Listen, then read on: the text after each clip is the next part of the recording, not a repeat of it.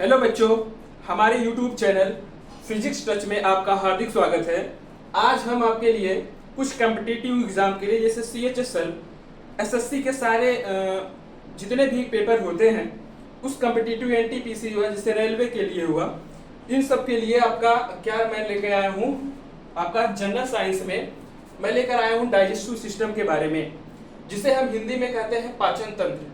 ठीक है, पहले हम जान लेते हैं कि पाचन तंत्र होता क्या है। इससे भी क्वेश्चन आते हैं आपके जनरल साइंस में, बायोलॉजी हुआ, केमिस्ट्री हुआ, फिजिक्स हुआ। तो हम बायोलॉजी को ध्यान में लेके चलते हुए आज हम डाइजेस्टिव सिस्टम को पढ़ाने जा रहे हैं, जिसे हिंदी में हम कहते हैं पाचन तंत्र। ठीक है, आइए हम जान लेते हैं पाचन तंत्र किसे कहते हैं।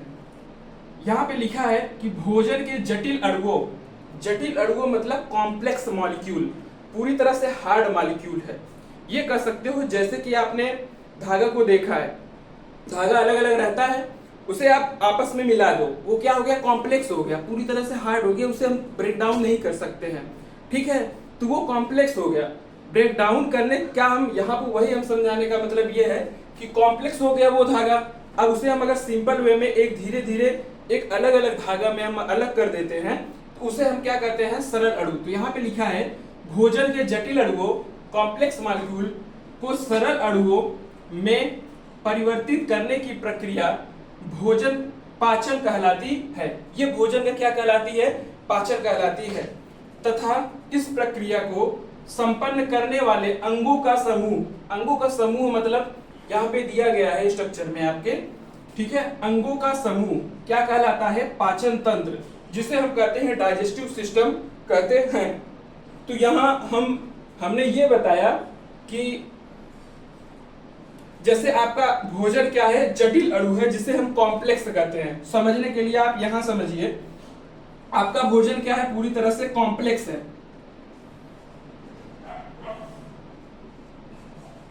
ठीक है, कॉम्प्लेक्स है, जिसे जटिल कहते हैं। इसे हमने क्या किया, ब्रेक डाउन किया, तोड़ा, वो भी किसके प्रेजेंस में, किसकी उपस्थिति में मैंने तोड़ा। ठीक है, एंजाइम और अम्ल के प्रेजेंस में हमने क्या किया, सरल अणु, जिसे क्या कहते हैं, सिंपल मॉलिक्यूल। ठीक है, देखो डिफिनीशन हमारा यही कह रहा है कि भोजन के जटिल अणु जो है, जिसे कॉम्प्लेक्स कहते हैं, उसे हमने क्या किया, सरल अणुओं में, सिंपल मॉलिक्यूल में तोड़ दिया, वो भी किसके प्रेजेंस में, पाचन तंत्र हमारे यहाँ पाए जाते हैं, जैसे एंजाइम हो गया और अम्ल हो गया। ठीक है, अब ये सरल अणु में अगर ब्रेक डाउन हो गया हमारा भोजन, तो ये वेस्ट तो जाएगा नहीं, ये क्या होगा, हमारे सेल होता है जिसे हम कोशिका कहते हैं। ठीक है, हमारे कोशिका को एनर्जी चाहिए, तो यही जो सरल अणु होते हैं ये हमको क्या देते हैं, हमारे कोशिका को एनर्जी प्रदान करते हैं। ठीक है, तो आप ये कह सकते हो कि भोजन के जटिल अणुओं को हमने तोड़ दिया, वो भी पाचन तंत्र की उपस्थिति में, एंजाइम और अम्ल की उपस्थिति में हमने सरल अणु में तोड़ दिया, उसे हम क्या कहते हैं, डाइजेस्टिव। ठीक है, डाइजेशन कहते हैं। और इसके जो भी जितने अंग का समूह है, ठीक है, जो संपन्न कराती है, कंप्लीट कराती है, उसे हम क्या कहते हैं, डाइजेस्टिव सिस्टम कहते हैं। ठीक है, ये हो गया आपका सरल अणु में ब्रेक डाउन कर दिया, और ये क्या दिया, एनर्जी प्रदान किया, वो भी हमारे सेल को। ठीक है, कोशिका को एनर्जी प्रदान कराता है। ठीक है, ये प्रॉपर हमने पूरी तरह से समझ लिया। ठीक है, इसी में आपके ये पाचन तंत्र की बात किया जाए तो ये आपके दो चीजों से मिलकर बना होता है, तो इसे हम आगे समझते हैं।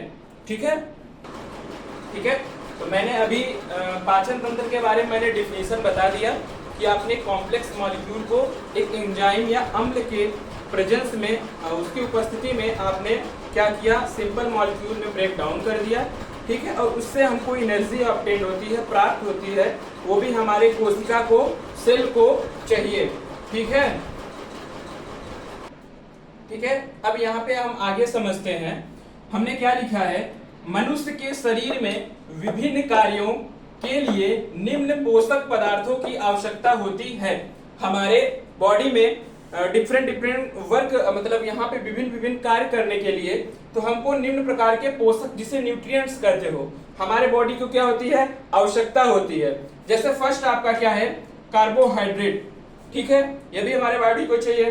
दूसरा क्या है, वसा, जिसे क्या कहते हैं, फैट, ठीक है। थर्ड क्या है आपका, प्रोटीन, ठीक है, ये भी क्या है, हमारे शरीर को चाहिए।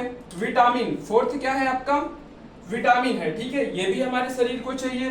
फिर नेक्स्ट क्या है आपका, खनिज लवण, जिसे क्या कहते हो, मिनरल्स कहते हो, ठीक है। और इसमें लास्ट आता है आपका जल, जल भी हमारे शरीर को चाहिए पूरी तरह से। इसमें हम क्या ध्यान देते हैं, जो आपका विटामिन है, विटामिन, खनिज लवण और जल है, ये सीधे क्या होते हैं, हमारे बॉडी में क्या हो जाते हैं, एब्जॉर्प्शन हो जाते हैं। बात किया जाए कार्बोहाइड्रेट का, वसा का, प्रोटीन का, ये क्या है, कॉम्प्लेक्स है, ये हमारा क्या है, कॉम्प्लेक्स है। कॉम्प्लेक्स मतलब होता है जटिल। ये तीन हमारे क्या है, जटिल है। कौन कौन से, कार्बोहाइड्रेट, वसा, प्रोटीन, ये क्या है, हमारा क्या है, पूरी तरह से जटिल है, कॉम्प्लेक्स है, तो इसे हम ब्रेक डाउन करते हैं, ठीक है। और विटामिन, खनिज लवण और जल की बात किया जाए, ये क्या हो जाते हैं, हमारे शरीर में सीधे क्या हो जाते हैं, एब्जॉर्प्शन हो जाते हैं, अवशोषण हो जाते हैं। अब वही मैंने बात किया कि इन तीनों के बारे में हम देखते हैं। कार्बोहाइड्रेट जो होता है हमारा क्या होता है, कॉम्प्लेक्स मॉलिक्यूल होता है, इसे हम ब्रेक डाउन करते हैं, तो किसमें ब्रेक डाउन करते हैं, ग्लूकोज, ठीक है। अब वही सेकंड बात किया जाए, प्रोटीन हमारा है, प्रोटीन को हम किसको, इसमें प्रोटीन को हम किसमें ब्रेक डाउन करते हैं, ठीक है, अमीनो अम्ल,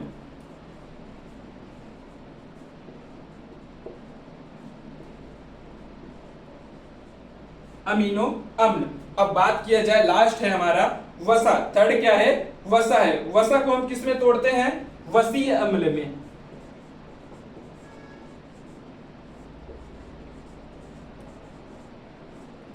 तो हमारा कहने का सेंस ये था कि मनुष्य के शरीर को विभिन्न कार्य करने के लिए निम्न प्रकार के आपके क्या होते हैं, डिफरेंट टाइप के क्या चाहिए आपको, न्यूट्रिएंट्स चाहिए, ठीक है, आवश्यकता होती है। पहला कार्बोहाइड्रेट आपने समझा, वसा, प्रोटीन, विटामिन, खनिज लवण, जल, ये सब क्या होते हैं, हमारे बॉडी में क्या होते हैं, नेसेसरी होते हैं विभिन्न कार्य को चलाने के लिए। तो इसमें से तीन क्या होता है, आपके कॉम्प्लेक्स होते हैं। फर्स्ट आपके कार्बोहाइड्रेट, वसा, प्रोटीन, ये हमारे शरीर में जैसे हमने खाया तो तुरंत ब्रेक डाउन नहीं होता है। तुरंत ब्रेक डाउन कौन सा होता है, अगर आपसे कोई पूछता है, विटामिन, खनिज लवण, जल, ठीक है, ये सब क्या होते हैं, हमारे बॉडी में तुरंत एब्जॉर्प्शन हो जाते हैं और शोषण हो जाते हैं, इनका कोई भी ब्रेक डाउन या किसी को हम तोड़ते नहीं है। तो हम बात करते हैं, कार्बोहाइड्रेट हमारा कॉम्प्लेक्स है, तो इसको किस में तोड़ेंगे, हम ग्लूकोज में तोड़ेंगे। दूसरा क्या है, प्रोटीन है हमारा, प्रोटीन को किस में तोड़ेंगे, अमीनो अम्ल में तोड़ेंगे।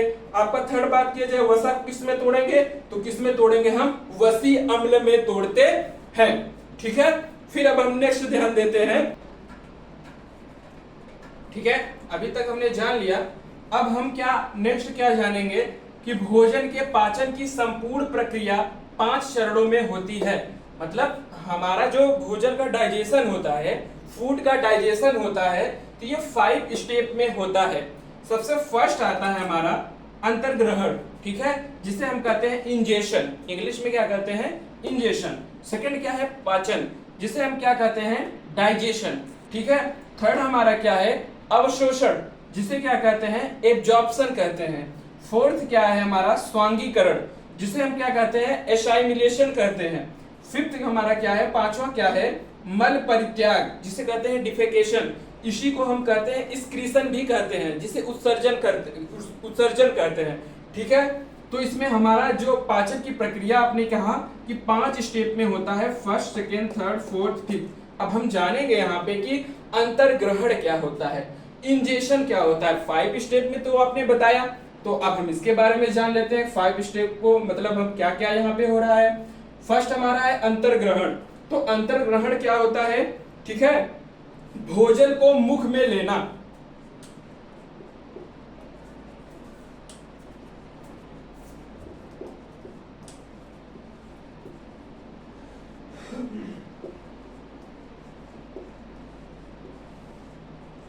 सिंपल सी बात हम समझेंगे। अंतर्ग्रहण वे होता है भोजन को मुख में लेना। आपने भोजन का टुकड़ा लिया और आपने मुख में रख लिया, वो सलाइवा के साथ मिक्स हो गया, ठीक है। हमारे मुख में पाया जाता है सलाइवी, ठीक है, सलाइवी ग्लैंड पाया जाता है जिससे सलाइवा क्या होता है, सेक्रीट होता है। तो भोजन को मुख में लेना, आपने भोजन को जैसे ही मुंह में लिया उसे हम क्या कहते हैं, अंतर्ग्रहण। नेक्स्ट आता है पाचन। पाचन क्या कहते हैं, पाचन को क्या कहेंगे, भोजन को छोटे छोटे कणों में, मैंने क्या लिखा है, भोजन को छोटे छोटे कणों में तोड़कर पाचन करना।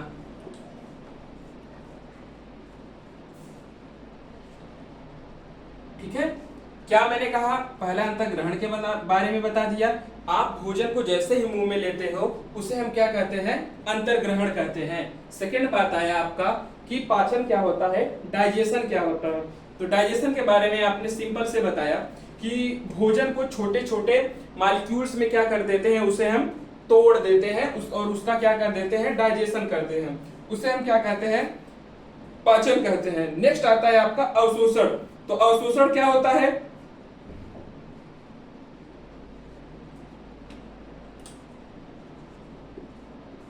पचे हुए भोजन को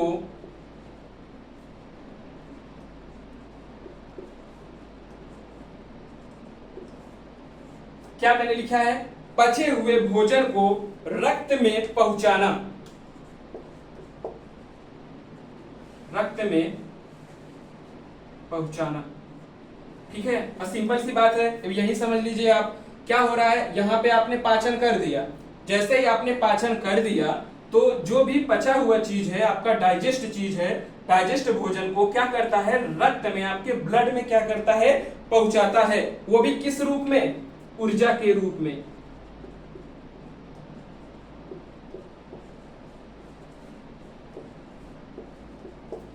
ऊर्जा के रूप में। नेक्स्ट आता है फोर्थ आपका स्वांगीकरण, जिसे क्या कहते हैं, एसाइमिलेशन कहते हैं।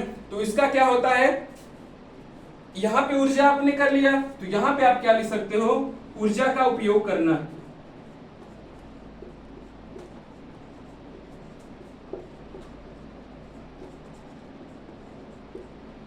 ऊर्जा का उपयोग करना, मैंने क्या लिखा है, एसाइमिलेशन में क्या लिखा है, ऊर्जा का उपयोग करना। वो भी किस लिए, कार्य करने के लिए,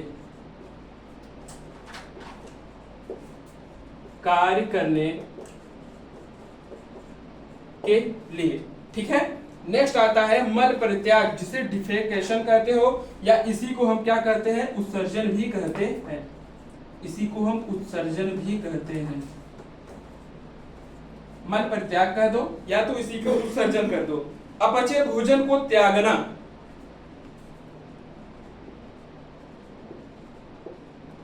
अपचे भोजन को त्यागना। ठीक है, अपचे भोजन को त्यागना, वो भी किसके माध्यम से, एनस से। एनस कहते हो ना, एनस से। तो आपने अभी डाइजेस्टिव सिस्टम के बारे में पूरी तरह से डिफिनेशन जान लिया, और उसमें मैंने बताया कि आपके शरीर को कुछ चाहिए जो कि आपके अलग अलग कार्बोहाइड्रेट, प्रोटीन, ये सब के फॉर्म में आपको ऊर्जा के रूप में चाहिए। फिर मैंने बताया भोजन के पाचन की संपूर्ण प्रक्रिया 5 स्टेज, 5 चरणों में होती है।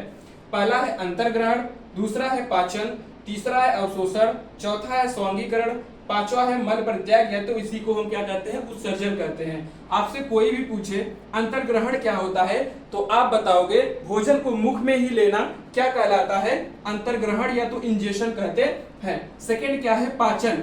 तो क्या होता है पाचन, हमें मैंने डिफिनेशन बताया कि जो कॉम्प्लेक्स चीज होते हैं वो क्या करते हैं, छोटे छोटे मॉलिक्यूल में तोड़ देते हैं और उनका पाचन कर देना, उसी को हम क्या कहते हैं, डाइजेशन कहते हैं।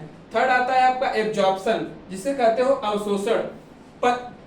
पचे हुए भोजन को रक्त में पहुंचाना, यहाँ पे जो भी डाइजेस्ट हुआ था भोजन वो क्या करेगा, रक्त में पहुंचाएगा, वो भी किस फॉर्म में, एनर्जी के रूप में। चौथा आता है एसाइमिलेशन, जिसका एसाइमिलेशन की बात किया जाए तो ये क्या होता है, ऊर्जा का उपयोग करना, वो भी क्या, हमारे शरीर में जो भी कार्य होता है तो हम क्या करेंगे, ऊर्जा चाहिए, तो ऊर्जा का यहाँ पे उपयोग होता है। फर्स्ट आता है मल प्रत्याग, जिसे उत्सर्जन कहते हो। ये क्या होता है, अपचे मतलब अनडाइजेस्ट, यहां लिख लो अनडाइजेस्ट, डाइजेस्ट नहीं अनडाइजेस्ट। अनडाइजेस्ट फूड को क्या कर देता है, एनस के थ्रू क्या कर देता है, बाहर कर देता है। ठीक है, तो हमने पूरी तरह से 5 स्टेप के बारे में हमने जान लिया। अब हम नेक्स्ट आपको बताते हैं। अभी तक हमने यहाँ जान लिया था, ठीक है। अब मैं नेक्स्ट बताऊंगा आपको। मानव पाचन तंत्र के क्या होते हैं, 2 भाग होते हैं। जो ये डाइजेस्टिव सिस्टम होता है, देखा जाए वो आपके 2 भाग होते हैं, ठीक है। पहला की बात किया जाए जिसे हम कहते हैं आहार नल, ठीक है। सेकंड की बात किया जाए, क्या है ये, सहायक पाचक ग्रंथियां, ठीक है। जिसे इंग्लिश में कहते हैं आहार नल को एलिमेंट्री कैनाल, ठीक है। और सहायक पाचक ग्रंथि को हम क्या कहते हैं, एक्सेसरी डाइजेस्टिव ग्लैंड। तो इसमें भी आपके क्या आते हैं, आहार नाल में बात किया जाए तो फर्स्ट आपका आता है मुख एवं मुख गुहा, जिसे इंग्लिश में कहते हैं माउथ एंड बक्कल कैविटी, ठीक है। फिर सेकंड क्या है आपका ग्रास नली, जिसे इंग्लिश में कहते हो ओइसोफेगस, इसोफेगस, या तो इसे कहते हैं फूड पाइप। नेक्स्ट है आपका आमाशय, जिसे इंग्लिश में कहते हो स्टमक, पेट जिसे कहते हो। फिर नेक्स्ट आपका आता है इंटेस्टाइन। इंटेस्टाइन में आपके 2 होते हैं, एक स्मॉल इंटेस्टाइन होता है, एक लार्ज इंटेस्टाइन होता है, ठीक है। इसमें आता है छोटी आंत जिसे स्मॉल इंटेस्टाइन कहते हैं, फिर आता है बड़ी आंत जिसे लार्ज इंटेस्टाइन कहते हैं, लास्ट आता है आपका गुदा, ये क्या है, जिसे इंग्लिश में एनस कहते हो आप। ये आपका क्या हो गया, आहार नाल में आता है। कोई भी आपको क्वेश्चन दे सकता है इसमें से आहार नाल कौन से हैं, 3 आपके दे देंगे, सहायक पाचक ग्रंथि, 1 दे देगा इसमें आहार नाल। तो जो आपको आहार नाल लगेगा वो आप टिक करके आइएगा। सेकंड क्या है, सहायक पाचक ग्रंथि। इसमें क्या आता है, फर्स्ट आपका लार ग्रंथि, जिसे कहते हो सलाइवरी ग्लैंड। सेकंड आता है जठर ग्रंथि, जिसे कहते हो गैस्ट्रिक ग्लैंड। थर्ड आपका आता है यकृत, जिसे इंग्लिश में कहते हो लीवर। फोर्थ आता है आपका पित्ताशय, जिसे हम क्या कहते हैं, गाल ब्लैडर। फिफ्थ आता है आपका अग्नाशय, जिसे आप क्या कहते हो, पैनक्रियाज। सिक्स्थ आपका आता है आंत्र ग्रंथि, जिसे हम इंग्लिश में कहते हैं इंटेस्टाइनल ग्लैंड। तो आपको देखो यहाँ पे माउथ एंड बक्कल कैविटी की बात किया जाए तो माउथ आपको यहाँ पे दिख रहा है, इस फिगर को जरा ध्यान से देखिए। फिर ग्रास नली की बात किया जाए, ये है आपका ग्रास नली, जिसे आप क्या कहते हो, फूड पाइप भी कहते हो, ये आपका ग्रास नली हो गया। आमाशय मतलब आप समझ ही रहे हो, जिसे इंग्लिश में स्टमक कहते हो, ये वाला पोर्शन आपका स्टमक हो गया, ठीक है। छोटी आंत की बात, ये आंत में देखा जाए तो छोटी आंत और बड़ी आंत आपको पूरी तरह से दिख रहा है, ठीक है। कुछ गैस्ट्रिक ग्लैंड भी पाए जाते हैं आपके, ठीक है। यकृत, लीवर आपको ये दिख रहा है, लीवर। पित्ताशय, गाल ब्लैडर, ये जो आपका छोटा सा दिख रहा है इसे हम कहते हैं गाल ब्लैडर, ठीक है, जिसे पित्ताशय कहते हैं। फिफ्थ बात किया जाए अग्नाशय, जिसे हम कहते हैं पैनक्रियाज। ये आपका लीफ लाइक स्ट्रक्चर होता है, पत्ती के जैसे संरचना होता है, जिसे हम क्या कहते हैं, पैनक्रियाज। पैनक्रियाज को हिंदी में क्या कहते हैं, आपको अग्नाशय कहते हैं। लास्ट आता है आंत्र ग्रंथि, जिसे हम कहते हैं इंटेस्टाइनल ग्लैंड। तो हम नेक्स्ट पर आते हैं, इसके आगे हम आपको, ठीक है, हमने अभी यहाँ तक मैंने आपको बताया था। फिर नेक्स्ट आपको क्या बताना है, अब आपको अलग अलग मैंने बताया था डाइजेस्टिव सिस्टम आपने 2 अपने भागों में बांटा गया था। तो उसमें से आया था आपका जो मुख एवं मुख गुहा की बात किया जाए, जिसे हम इंग्लिश में कहते हैं माउथ एंड बक्कल कैविटी, ठीक है। माउथ एंड बक्कल कैविटी के बारे में हम बात करते हैं। तो ये क्या है, पाचन कहाँ से स्टार्ट होता है, आपका मुख गुहा, जिसे माउथ एंड बक्कल कैविटी कहते हो। पाचन आपका कहाँ, मुख गुहा से ही, आपके माउथ से ही, क्या मुख से क्या हो जाता है, स्टार्ट हो जाता है, ठीक है। सबसे फर्स्ट आता है इसमें दांत आता है, ठीक है। बात किया जाए मुख गुहा की बात किया जाए तो उसमें 3 आते हैं। कौन कौन से हैं आपके, दांत है, जीभ है, लार ग्रंथियां हैं। दांत और जीभ की बात किया जाए ये आपका अलग टॉपिक हो जाता है, हमको पढ़ना यहाँ पे क्या है, लार ग्रंथियों के बारे में पढ़ना है, ठीक है। ये आपका मुख है, मुख में क्या है, ये आपका पूरी तरह से टीथ दिख रहा है, ये आपका क्या है, टंग है, और ये आपका क्या प्रेजेंस होता है, सैलाइवरी ग्लैंड आपका प्रेजेंट होता, ये आपका क्या है, सैलाइवरी ग्लैंड है, ये आपका क्या है, टंग है, ये क्या है आपका, टीथ है। तो मेनली आपको दांत और जीभ तो आपका एक अलग टॉपिक होता है, उस पर हम अलग चर्चा करेंगे, ठीक है। तो आपको यहाँ पे पढ़ना है लार ग्रंथिया के बारे में, जिसे आप कहते हो सैलाइवरी ग्लैंड। आपके कहाँ पाया जा रहा है, बक्कल कैविटी में ही तो पाया जा रहा है। तो हम जानेंगे लार ग्रंथिया के बारे में। हम इसके आगे समझते हैं क्या है कि मनुष्य के, आपने क्या कहा, मनुष्य के मुख में 3 जोड़ी लार ग्रंथियां पाई जाती है। अगर हम सैलाइवरी ग्लैंड की बात करें, हम लार ग्रंथि के बारे में पढ़ रहे थे क्या, कि लार ग्रंथि जो सैलाइवरी ग्लैंड है आपका, उसे हम क्या कहते हैं, मनुष्य के मुख में, आपके मुंह में क्या होता है, मुख में 3 जोड़ी 3 पेयर्स क्या होते हैं, लार ग्रंथियां, जिसे हम सैलाइवरी ग्लैंड कहते हैं, पाया जाता है। जो जीभ के नीचे, जो जीभ के नीचे, आपके जीभ के नीचे और गाल के किनारों, ठीक है, जीभ के नीचे तथा जीभ और गाल के किनारे, ठीक है, ये जीभ के नीचे, ये आपका मैंने इसके पहले स्ट्रक्चर बनाया था, एक जीभ के नीचे और गाल, जो जीभ और गाल के किनारों पर पाई जाती है, ठीक है। 2-3 जोड़ी आपके पाए जाते हैं। पहला बात किया जाए तो आपका क्या है, पैरोटिड ग्लैंड, इसे हम क्या कहते हैं,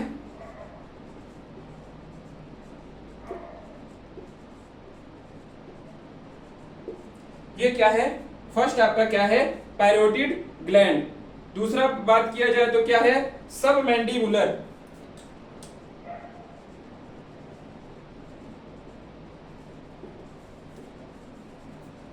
सबमैंडिबुलर ग्लैंड। थर्ड आपका बात किया जाए तो क्या है, सबलिंगुअल ग्लैंड,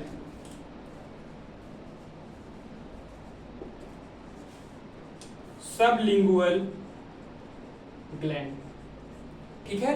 अब हम लार ग्रंथियों के बारे में, आपने क्या, अगर कोई भी क्वेश्चन आता है, क्वेश्चन ये आएगा कि मनुष्य के मुख में कितने जोड़ी लार ग्रंथि पाए जाते हैं, तो क्वेश्चन आपका दे देगा, ऑप्शन दे देगा 3, 4, 5, 6, कुछ भी दे देगा, तो आप क्या ऑप्शन करके आओगे, 3 पेयर्स आपके लार ग्रंथियां पाई जाती है। कौन कौन से हैं, फर्स्ट आपका पैरोटिड ग्रंथि है, सेकंड आपका है सबमैंडिबुलर ग्रंथि है, थर्ड आपका क्या है, सबलिंगुअल ग्रंथि है। कुछ नोट पॉइंट है यहाँ पे, जो रासायनिक पाचन होता है, केमिकल डाइजेशन की बात किया जाए, वो किसके माध्यम से होता है, आपके सलाइवा, लार के द्वारा ही किया जाता है। हमारे मुंह में देखा जाए, लार ग्रंथियों की बात किया जाए, लार ग्रंथियों से लार कितना बनता है डेली, आपको देखो यहाँ पे 1 से 1.5 लीटर, ठीक है, आपका 1 से 1.5 लीटर तक डेली आपका प्रतिदिन क्या होता है, लार प्रतिदिन आपका क्या होता है, लार प्रतिदिन निकलते हैं, ठीक है। इस नोट पॉइंट को आप जरूर ध्यान दीजिएगा, पूछा जाएगा कि आपके लार ग्रंथियों से डेली मतलब प्रतिदिन कितने लीटर आपके क्या होता है, लार निकलते हैं, तो ऑप्शन क्या करके आओगे, 1 से 1.5 लीटर, ठीक है। अब हम नेक्स्ट बात करते हैं, हम लार ग्रंथि के बारे में अभी पढ़ रहे थे, तो इसमें हम क्या करते हैं, एंजाइम आते हैं, लाइसोजाइम, ठीक है। ये क्या होता है, लार में मौजूद एक जीवाणुरोधी एजेंट के रूप में कार्य करता है। मींस क्या होता है, लाइसोजाइम जो होता है, जो एंजाइम है, मुंह में जितने भी बैक्टीरिया होते हैं उसे मार देता है, किल कर देता है। लाइसोजाइम मुंह में बैक्टीरिया को मारता है। और फिर क्या है, लार ग्रंथि से एंजाइम निकलते हैं, आपके इस लार ग्रंथि से क्या होते हैं, एंजाइम निकलते हैं जो पाचन में मदद करते हैं। 2 प्रकार के एंजाइम आपके सिक्रीट होते हैं, क्या होते हैं, निकलते हैं। फर्स्ट आपका है लाइसोजाइम, सेकंड क्या है आपका, टाइलिन, ठीक है। दोनों के बारे में हम विस्तार से पढ़ेंगे, ठीक है। आपका फर्स्ट क्या है, लाइसोजाइम, सेकंड क्या है, टाइलिन है आपका, तो इसके बारे में हम विस्तार से पढ़ेंगे। लाइसोजाइम क्या होता है एंजाइम, टाइलिन क्या होता है। देखो मैंने अभी बताया, ये आपके लार ग्रंथियों से 2 आपके एंजाइम सिक्रीट होते हैं, पहला है लाइसोजाइम, दूसरा है टाइलिन, ठीक है। अभी आपने कहा था ये बैक्टीरिया एजेंट होता है जो बैक्टीरिया को क्या कर देता है, किल कर देता है, मार देता है। लाइसोजाइम का फंक्शन क्या है, ये मुख में आपके बैक्टीरिया जो होते हैं उनको क्या कर देता है, खत्म कर देता है। जैसे छोटे बच्चे क्या होते हैं, मिट्टी को खाते हैं तो मिट्टी में बहुत सारे बैक्टीरिया आपके पाए जाते हैं। तो क्या करता है, लगभग पूरी तरह से नहीं तो लेकिन कुछ क्या होता है, लाइसोजाइम जो होता है आपके बैक्टीरिया को क्या कर देता है, किल कर देता है। इसलिए बच्चे जो मिट्टी खाते हैं, मिट्टी में बैक्टीरिया पाया जाता है, तो बैक्टीरिया को ये धीरे से क्या कर देता है, किल कर देता है। सेकंड बात किया जाए टाइलिन के बारे में, तो ये कार्बोहाइड्रेट का पाचन करता है। क्या होता है, कार्बोहाइड्रेट का क्या करता है, डाइजेशन करता है। ये एंजाइम जो टाइलिन एंजाइम है, भोजन में मौजूद, आपके भोजन में क्या पाए जाते हैं, स्टार्च।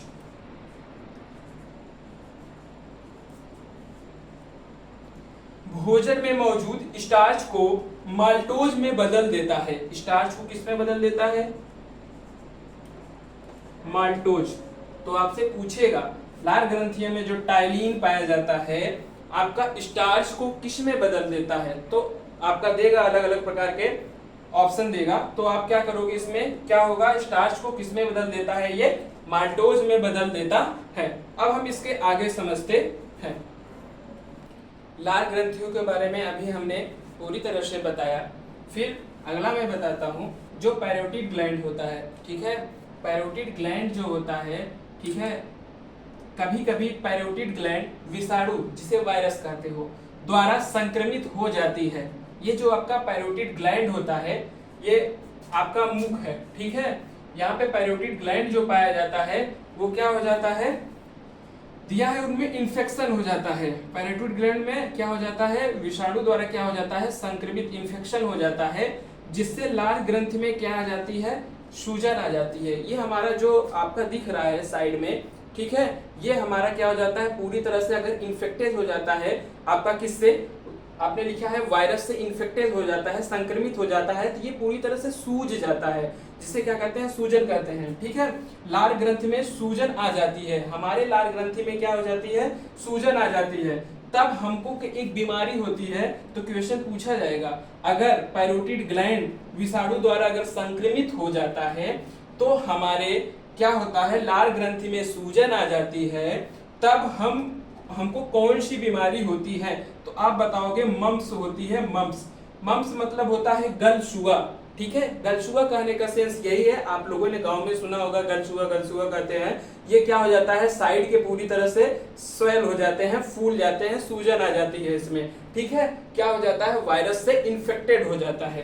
तो आज हमने लार ग्रंथियों के बारे में पूरी तरह से कंप्लीट कर दिया। नेक्स्ट मैं आपको पढ़ाऊंगा इसोफेगस। मैंने क्या बताया आपका, पूरी तरह से मैंने ये स्ट्रक्चर मैंने पूरी तरह से बताया, कहाँ पे क्या प्रेजेंस है, यहाँ पे दिख रहा है आपको। आज हमने आपको बक्कल कैविटी के बारे में, ठीक है, पूरी तरह से बता दिया। जो मुंह में आपके एंजाइम पाए जाते हैं हमने पूरी तरह से बता दिया।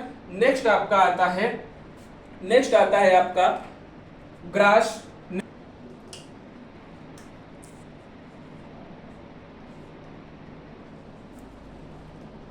ग्रास नली क्या है आपका, ये दिख रहा है आपको, इसोफेगस,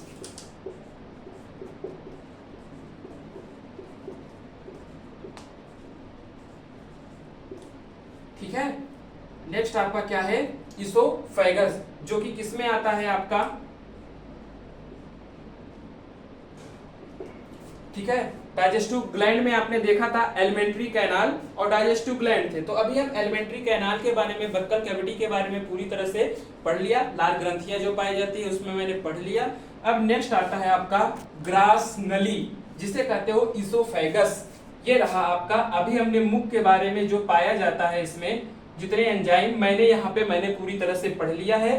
अब इसकी हम बात करते हैं। अभी हम यहाँ पहुंचे हैं, अभी आपका पूरी तरह से डाइजेशन बाकी है। अभी हम कहाँ पहुंचे हैं, इसोफेगस। इसे हम और किस नाम से जानते हैं, फूड पाइप।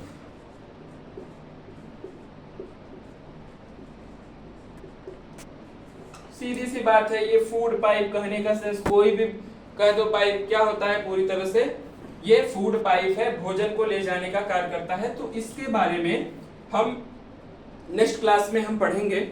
आज के लिए बस इतना ही। आप एक बार ग्रास नली, फूड पाइप जरूर पढ़ के आइएगा, जो कि स्ट्रक्चर में आपका पूरी तरह से मैंने यहाँ पे दिया है।